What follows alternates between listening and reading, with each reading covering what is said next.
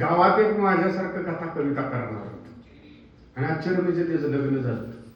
त्याला गावात हुडकलं, ते गावात गावते ते रानात आंब्याच्या झाडावर वही पेन घेऊन बसलं होतं आणि पोपटाकडे एक टक बघत होतं आणि चिमणीव कविता लिहित होत.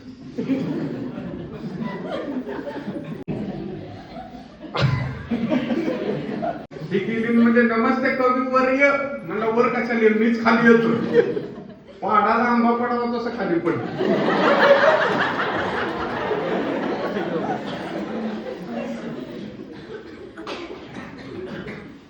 म्हणजे साहित्यिक माणसे, तुम्ही तुमच्या बायको संग पहिल्यांदा कधी कुठे काय बोलला सांगता का? अरा म्हणला, त्यासाठी तर राहणार म्हणलं का? मला मी एवढा मोठा कवी, बायको लग्नाच्या पहिल्या रात्री बायकोला बरं वाटावं म्हणून म्हणलं, तिथून पुढे मी कवितेला सुटली.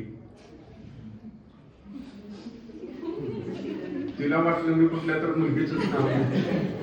ती मला म्हणली, तुम्ही जर माझ्यासाठी कवितेला सोडत असाल तर मग मी बी माहेरला गेल्यावर पक्याला नाही ज्याला हे सांग.